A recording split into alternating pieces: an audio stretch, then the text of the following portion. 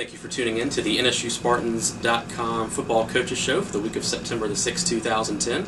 I'm Matt Mahalik, your host, joined by Spartan football coach Pete Adrian. How are you doing this morning, Coach? Okay, Matt. Yourself? Doing well. Good. Last time we spoke, you're getting ready for the season opener last Thursday at Rutgers. That game is now 4 or 5 days in your rearview mirror. Although the end result might not have been what you wanted, the 31-0 loss. I have to imagine you're pretty pleased with how your team performed last week. Well, the kids went out and fought very hard, and on both sides of football, we were able to move the ball in the first half against them. And our defense, anytime you can hold a BCS team to 6 points for 38 minutes, you got to be doing something right. And it was pretty obvious that we just got wore down. And that's one of the things when you play D1, they got 35, 40 more players than you got, and they bring that 13 guy off the bench at tailback with fresh legs. And into the third quarter, it makes a big difference. What did you see as the biggest difference in this game against Rutgers as opposed to a few years ago when the game got away from you a little earlier? Well, we really played well. I mean, the kids executed the game plan. They played very hard. I think that's one reason why we had a cramp problem on defense with so many guys, because they were expending so much energy. And, I mean, they were playing every snap like it was the last snap. And really, to be able to take Sanu, who's one of the great players in the Big East, and take him away in the Wildcat, which was a big thing for them, and to be able to take the running back and stop him on the 3rd and 1 and the 4th and 1. When the game's a 3-0 ball game, that says an awful lot about our players. Sure. Now, the defense did get some attention this week for their performance against Rutgers. Junior linebacker Corwin Hammond was named the MEAC Defensive Player of the Week. Tell us a little bit about what you saw from Corwin last week in the season opener. Well, I mean, Corwin and Anthony Taylor inside the tandem. I mean, they both have excellent speed. They read the defenses real well. We're a multiple defense, so we do a lot of slant and angles and different fronts. And Corwin had some great fills. He saw inside when the hole opened up, and he saw the tailback trying to cut back, and he just went in there and nailed him a few times. And, of course, he has what we call makeup speed on the inside and outside. He's very, very fast and had a good game, and he tackled real well. Now, offensively, as you said, you moved the ball pretty well in the first half. First-time starting quarterback in Chris Wally completed 6 of his first 8 passes. Talk a little bit about what you saw from Chris last Thursday. Well, he's what we thought. He was really cool under pressure. I mean, that was certainly a very tough game for any first quarterback to open up when you're brand new, when you play in front of 50,000 people, and all you see is a sea of red and a lot of noise, and especially a pressure defense. I mean, Rutgers' defense is going to be probably one of the better defenses in the Big East as it has been. They bring a lot of pressure, give you a lot of fronts, and he handled it very well. We had a couple drop passes too that did around, and he really only threw about 2 bad balls. And of course, the one mistake which he did, he pulled out quick when we had a second down on their 13-yard line going in.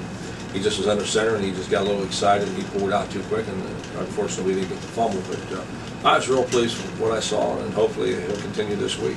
And as you said, he was able to minimize the mistakes. He was only sacked 1 time, so your offensive line did a pretty good job for him, and as you said, didn't throw any interceptions. So I imagine that has to be at least a starting point for you in moving forward in his development. Well, the thing that he's done since he's been here, we try to minimize the bad plays. So he gets rid of the ball quick. He understands what's coming. He did a good job in his automatics.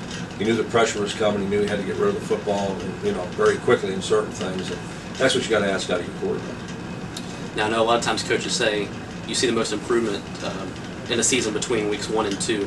So far, do you feel like the team morale is where it should be, and do you really expect to see a lot of improvement from the Rutgers game to this week's game against A&T?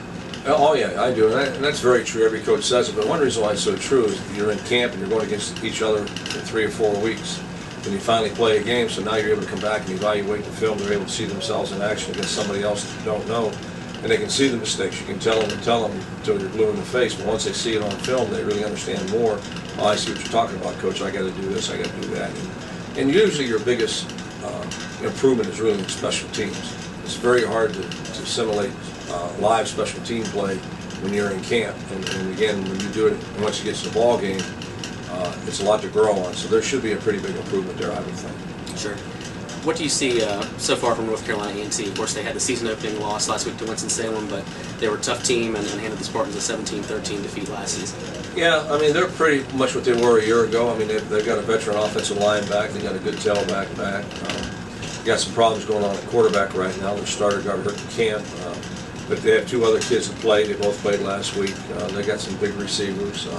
Defensively, they're always pretty aggressive defense and pretty sound in what they do. So, there's no illusions. We know this is going to be a battle, and of course, the fact that they beat us last year, we don't let our kids forget about that, and they're fired up. I mean, that was one thing that I was very pleased about. We went in the locker room, after Rutgers game, first thing the kids were talking about was it's MEAC time and it's A&T.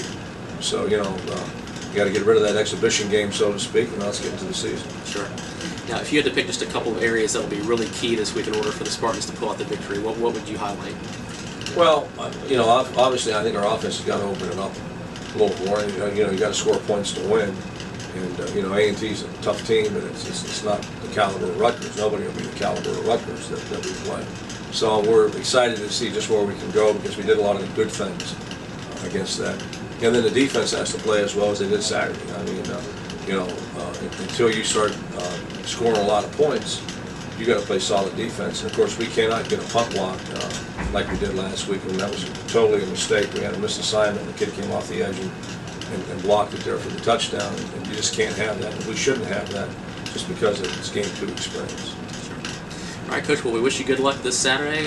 Again, game time is 4 p.m. at Dick Price Stadium in the annual Fishbowl Classic as Norfolk State hosts North Carolina A&T in the home opener and in the MEAC opener for the Spartans. We hope to see you there this Saturday. Coach, we'll talk to you next week. All right, good enough.